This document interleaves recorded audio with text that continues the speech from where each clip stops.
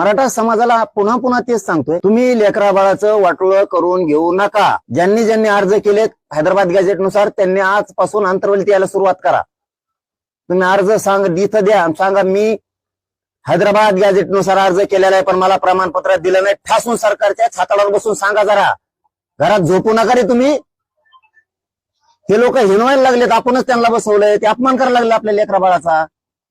ते म्हणते मराठ्यात उदासीनता आहे, मराठ्याला आरक्षण नाही पाहिजे, मराठ्यांना अर्ज केले नाहीत. सांगा कोणी कोणी केलेत, इथं अंतरवालीत येऊन सांगा. उगाच झोपू नका, दाताडं काढत घरी बसू नका, काही कामं नाहीयेत. लेकरा बाळाचं वाटोळं करू नका, मुर्दे पाडू नका त्यांची. या नेत्याचं मागे हिंड, त्याच्या नेत्याचं मागे, याच्या सभाला जाय, त्याच्या सभाला जा, आमक्या जत्राला जाय, आमक्या खेत्राला जाय. तुम्ही जरा शहाणे व्हा मराठी. जरा तुमच्यातला आळस मरगळजी आहे ना, जरा झटकून टाका. छत्रपती शिवरायांचे विचाराचे वारसदार आहेत आपण. मर्द मराठी जरा पेटून थोडेसे काय म्हणायले ते ध्यानात ठेवा जरा नेते लोक. देवेंद्र फडणवीस सांगन तिकडून तसं विखे बोलायला आहे. ते सांगायला आहे की मराठ्यात उदासीनता आहे, अर्जच केले नाहीत.